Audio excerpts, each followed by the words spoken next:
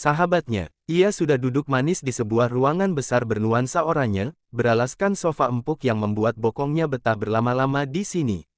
Tersaji pula hidangan khas Jepang di atas meja sebagai santap siangnya kali ini. Mahasiswa gue banyak yang baru lulus, tuh. Mau direkrut nggak? Tanya Roland dengan tangan yang sudah memegang sumpit, siap untuk mengambil sushi yang tersuguh di hadapannya. Lo aja yang pilih langsung. Kasih surat rekomendasi ke sini. Gue percaya sama orang yang lo pilih. Di hadapan Roland, duduk seorang pria yang seumuran dengannya, lengkap dengan setelan jas dan dasinya.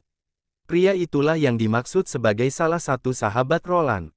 Namanya Barka, CEO di Endeavor Games, sebuah perusahaan game di bawah naungan PT Keontek yang tahun lalu menjadi perusahaan nomor 1 di Indonesia.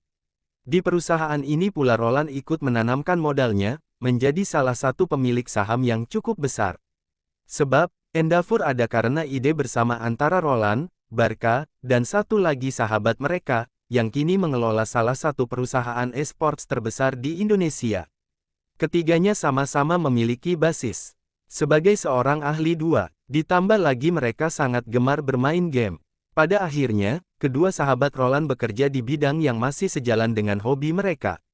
Hanya Roland saja yang memilih untuk menjadi tenaga pengajar. Namun, ada untungnya juga Roland menjadi pengajar di Fakultas Ilmu Komputer.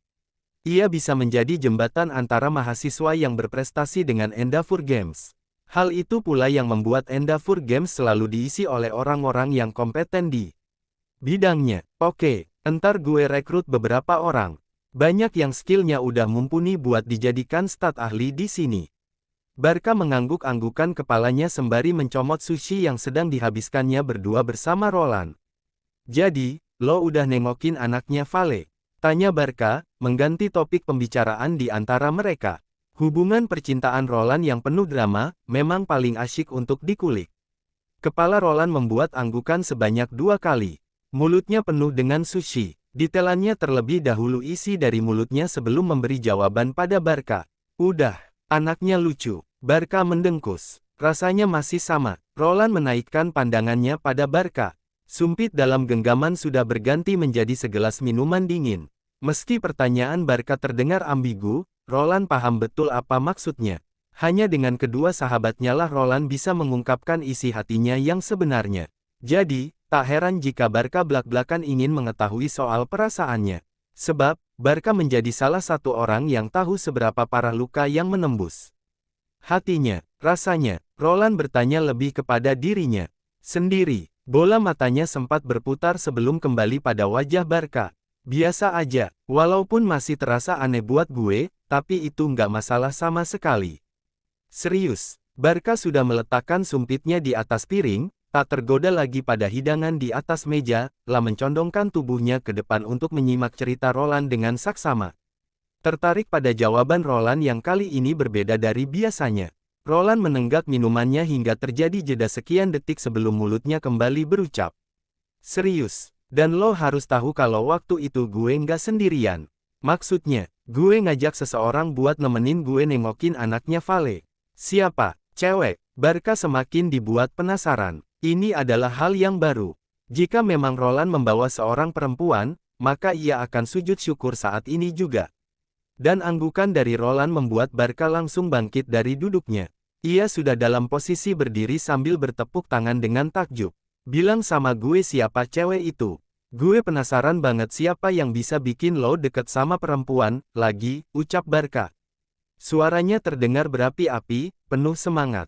Roland tersenyum kecil. Seketika bayangan wajah Raye hadir dalam benaknya. Dan ia memang tak bisa lagi menampik jika hatinya kini mulai menunjukkan ketertarikannya pada gadis itu. Barka memang benar. Setelah kejadian tragis setahun yang lalu, Roland sudah menyerah pada kehidupan percintaannya. Ia bahkan sempat berpikir untuk tidak menikah. Wanita-wanita yang pernah dijodohkan oleh kedua temannya selalu mendapat penolakan darinya. Jadi, tak mengherankan jika tingkah Barka saat ini sampai seberlebihan itu ketika mendengar pengakuannya. Dia mahasiswa gue, aku Roland, masih dengan senyum yang merekat di bibirnya. Wajah Raye terus hadir dalam pikirannya. Hah, respons Barka masih sama seperti sebelumnya, tetapi binarnya berubah jadi penuh kebingungan, lah kemudian kembali duduk.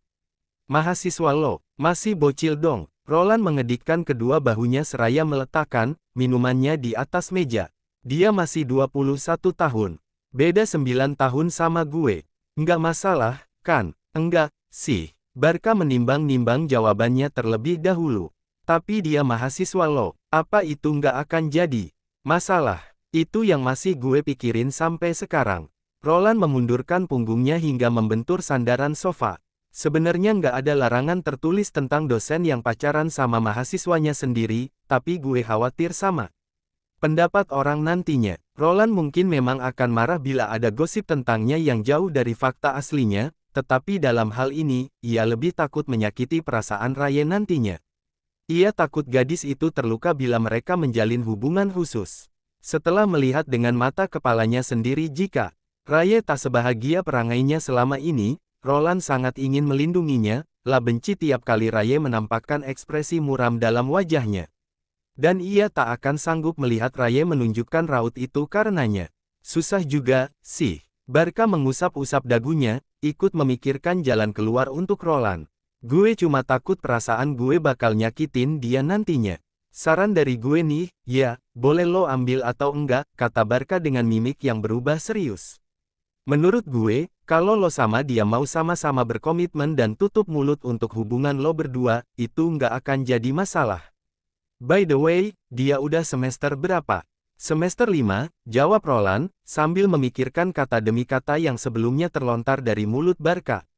Nah, Barka menjentikkan jarinya, lo cuma butuh 1 atau 2 tahun doang untuk menjalani hubungan secara diam-diam. 1 atau 2 tahun memang bukan waktu yang singkat, tapi kalau lo sabar sedikit, pasti kedepannya akan baik-baik aja. Roland mengembuskan napas panjang. Satu tangannya sudah mendarat di dahinya, memberi usapan kecil saat pening mulai mendera kepalanya. Cuma itu, sih, saran dari gue, ucap Barka, ikut bersandar pada sofa seperti Roland. Dan satu hal yang harus lo ingat, jangan sampai lo kehilangan orang yang lo cintai lagi. Pergerakan Roland terhenti seketika usai mendengar kalimat terakhir Barka. Detak jantungnya tiba-tiba menguat, merasa tak senang hanya dengan memikirkan Raye berada di pelukan pria lain. Sekali lagi perkataan Barka memang ada benarnya. Tak ada yang tahu masa depan akan jadi seperti apa. Roland tak ingin lagi diikuti oleh penyesalan. Dan, semestinya Roland tak perlu berpikir jauh ke depan terlebih dahulu. Sebab, yang terpenting saat ini adalah ia harus mendapatkan sosok yang kini mulai mengisi kekosongan di hatinya. Tanpa menghabiskan sushi yang masih tersisa banyak, dan tanpa repot-repot berpamitan pada Barka, Roland segera bangkit dari duduknya dan bergegas menemui Raye untuk menyatakan perasaannya. Sekarang atau tidak sama sekali,